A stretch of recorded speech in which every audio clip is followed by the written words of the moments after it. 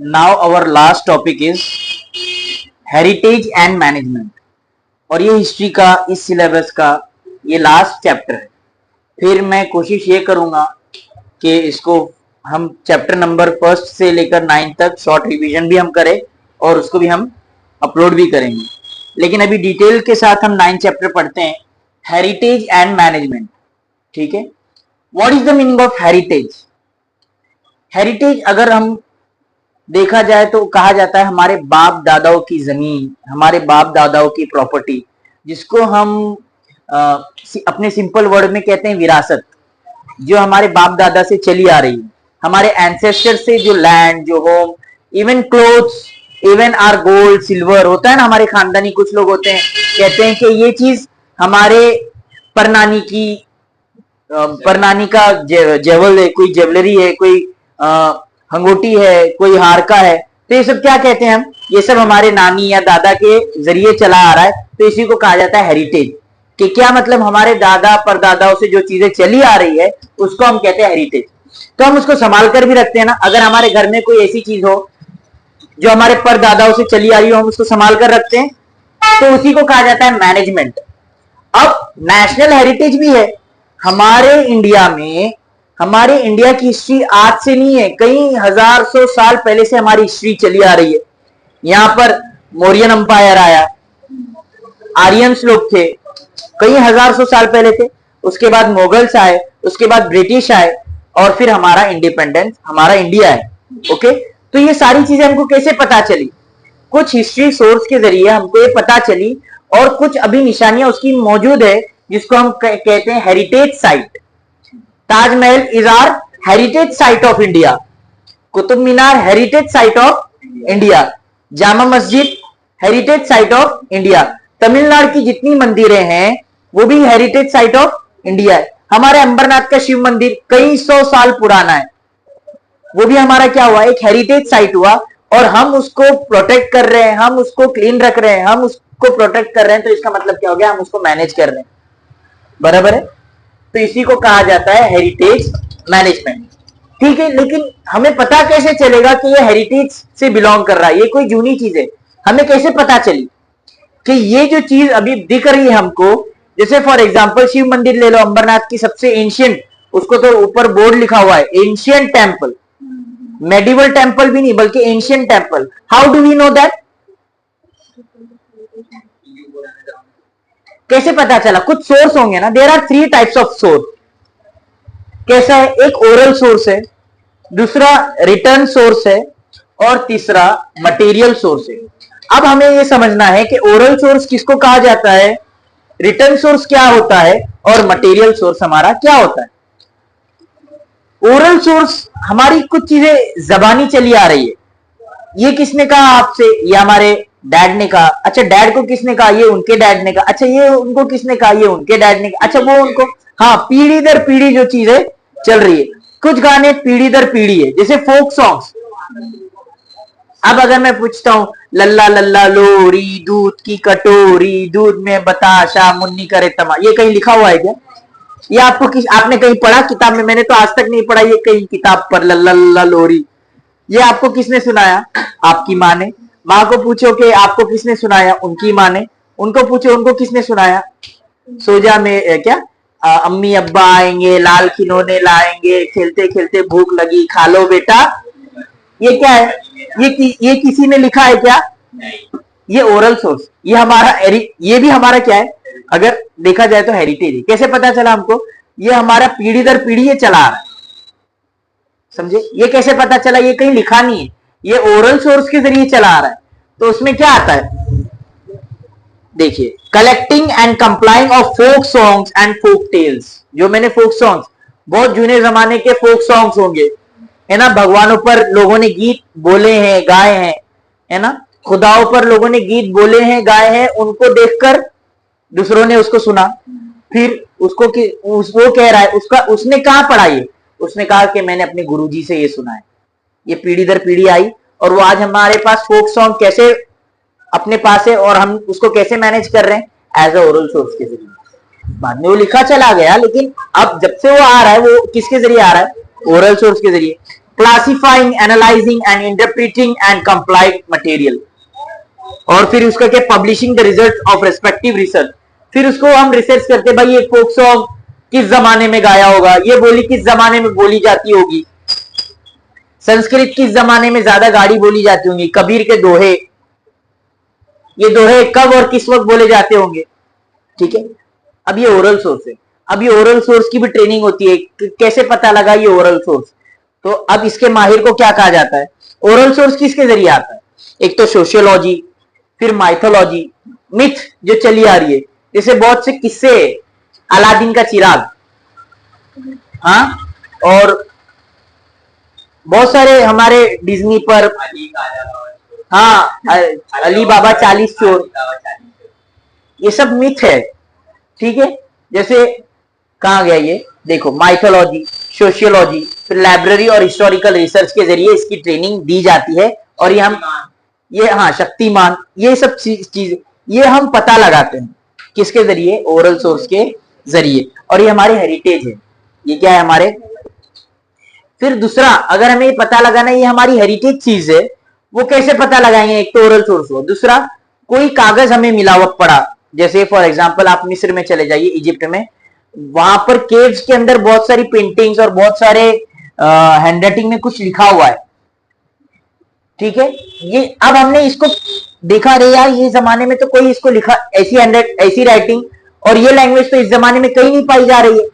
ये जो चित्र के जरिए समझाया जा रहा है, पेंटिंग के जरिए समझाया जा रहा है, ये आज के जमाने में ऐसी लैंग्वेज कहीं बोली भी नहीं जाती है और कहीं लिखी भी नहीं जाती है।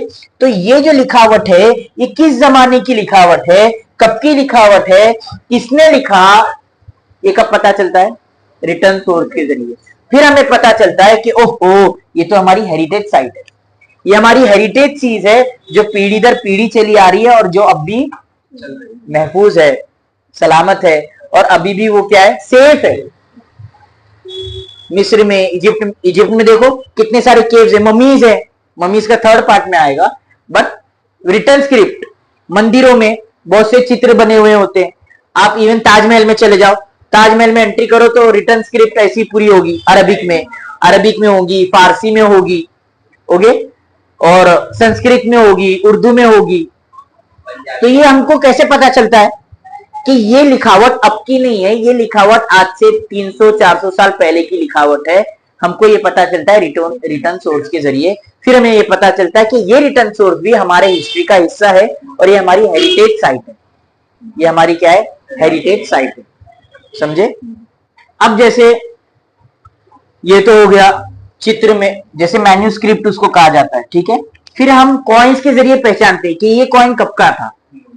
आप बहुत से म्यूजियम्स में जाओ तो ऐसे कॉइन्स पड़े हुए होते हैं, कॉइन्स का भी एक सेक्शन अलग होता है, तो हमें पता चलता है कि ये कॉइन छत्रपति शिवाजी महाराज के वक्त का था, ये कॉइन औरंगजेब के वक्त में था, ये कॉइन एलिजाबेथ के वक्त में था, ये कॉइन इंडिया का है जो आज से 400 साल पहले यूज होता था, ये कॉइन इंग्लैंड का है, ये कॉइन अमेरिका का है जो आज से 100 साल या 50 साल पहले यूज होता था। हमको ये कैसे पता चला, रिटर्न सोर्स के जरिए। और वो रिटर्न सोर्स था ना, वो हमको दिखाई दे रहा था और कॉइन में वो लिखा हुआ था वो चीज, ये कि कब की है। तो हमने उसको रिसर्च किया, फिर हमको ये पता चला कि भाई ये रिटर्न सोर्स आज का नहीं है बल्कि पहले का है और ये हमारी हेरिटेज साइट है और इसको हमें क्या करना है, मैनेज करना है, इसको सेफ रखना है आने वाली पीढ़ी को भी बताने के लिए। तो अच्छा बताओ, ये कॉइन अब का नहीं, आज से 400 साल पहले का है, ये हमें कैसे पता चलेगा? जब हमें उसके बारे में नॉलेज होगी, जब हम उस लैंग्वेज से उस लैंग्वेज को हम जानते होंगे, तभी तो हमको पता चलेगा ना ये कि ये भाई इस जमाने का नहीं है, आज से 400-500 साल पहले के जमाने का कॉइन। तो उसके लिए हमें क्या ट्रेनिंग लेनी पड़ेगी, हमें नॉलेज ऑफ स्क्रिप्ट पता होना पड़ेगा। बहुत से वॉल पेंटिंग्स में पूरे चित्र बने हुए होते हैं, भाषाएं लिखी हुई होती हैं। इफ यू डोंट नो कि वो क्या लिखा हुआ है तो हम कैसे पता चला सकते हैं कि ये क्या कहना चाहता है, ये चित्र ये किस जमाने का है। तो इसकी नॉलेज हमें होनी पड़ेगी, तो उसके लिए ट्रेनिंग लेनी पड़ेगी, ठीक है। वेरियस स्कूल, हर एक, क्या मतलब, हर एक जाति, धर्म और हर एक रिलीजन, कल्चर को हमें समझना पड़ेगा, तभी तो हम पता लगा सकते हैं कि है क्या चीज, क्या कहना चाह रहा है। और स्टाइल्स, किस स्टाइल का है, ठीक है, अरबियन स्टाइल में किस स्टाइल में लिखा गया है, इंग्लिश में तो इंग्लिश में किस स्टाइल में लिखा गया है। समझ में आई बात, क्लियर हुआ। तो यही दिया है देखो, return source of history, collecting coins and copper plate with inscription on them, documents like official record, personal correspondence and diaries, historical books, old books, manuscript, pictures, photographs, etc. हम पिक्चर्स के जरिए भी पहचानते हैं कि ये चित्र कब का है। इसमें कुछ डाउट आया नहीं। फिर आगे क्या आ रहा है, necessary training, knowledge of script like Brahmi, Modi, Persian and their development. हमें पहचानना पड़ेगा कि ये जबान किसकी है, कौन सी जबान है, ये लैंग्वेज क्या है, तभी तो हमें पता लगेगा ना किस जमाने में बोली जाती थी, किस जमाने में ये, इस जमाने में एम्परर कौन सा था। एक लैंग्वेज के जरिए भी हमें पता चलता है। तो अभी जब ये हम कहते हैं कि ये लैंग्वेज सबसे जूनी बोली जाती है, ओल्डेस्ट लैंग्वेज है, कैसे, कुछ हिस्टोरिकल सबूत है हमारे पास, दैट्स व्हाई। ठीक है, उर्दू ज्यादा जूनी नहीं है, उर्दू को आए हुए 250 साल भी पूरे नहीं हुए उस उर्दू जबान को बने हुए। पर्शियन जबान बहुत ओल्ड जबान है।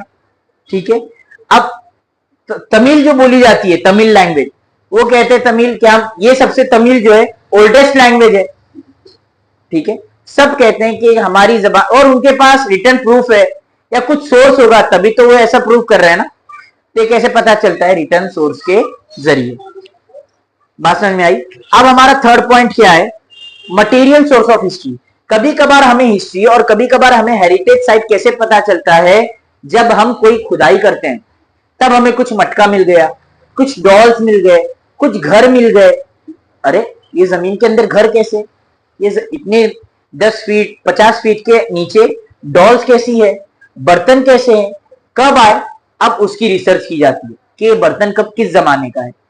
ठीक है, मोहनजोदारो, ठीक है, कब मिला अपने को, जब हम रेलवे स्टेशन बना रहे थे। ठीक है, जब रेलवे की शुरुआत थी और रेलवे ट्रैक की खुदाई हो रही थी, तब क्या निकल कर आया, मोहनजोदारो। तब हमें पता चला कि हाँ यहाँ पर कोई एक सिविलाइजेशन थी, यहाँ पर लोग रहते थे। फिर हमने पता लगाया कि किस जमाने में है, किस जमाने में घर बने हुए थे, ये सोसाइटी कैसी डेवलप थी, उसके गलियां कैसे थे, उसके बाथरूम कैसे थे, कब पता चला हमें, खुदाई के जरिए। और हमारे पास वो क्या था, मटेरियल सोर्स। बहुत से डायनासोर्स हमें कहा जाता है कि आज से करोड़ों साल पहले क्या थे, डायनासोर्स थे। How can you prove that कि आज से 100 साल करोड़ों साल पहले डायनासोर्स थे, कैसे, हाँ वेरी गुड, हमारे पास अब उनके फॉसिल्स मौजूद है। कब पता चला, खुदाई के दौरान हड्डियां मिली।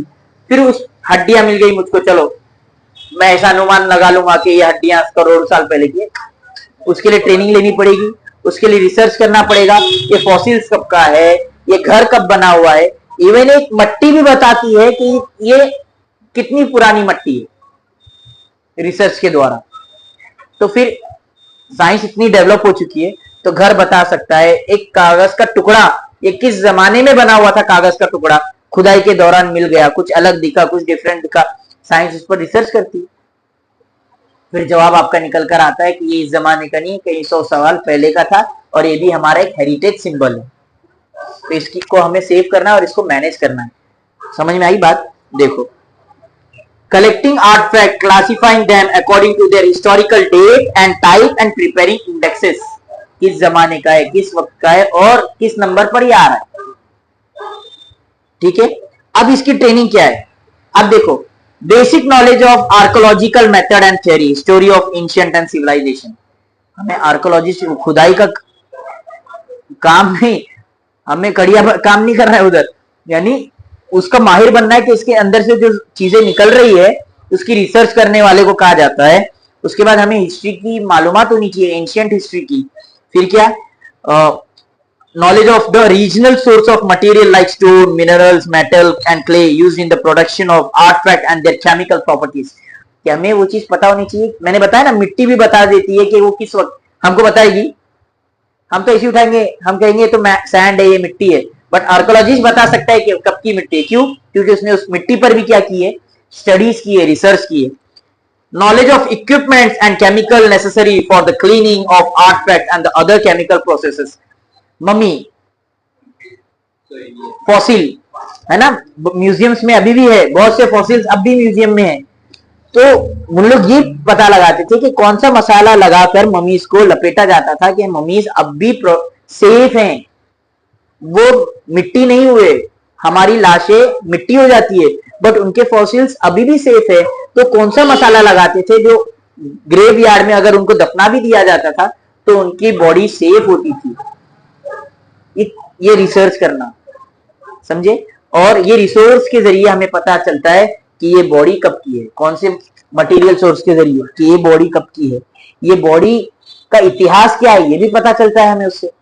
एक मटेरियल सोर्स के जरिए कि ये बॉडी बादशाह था या सिपाही था या वजीर था या रानी थी या राजा था।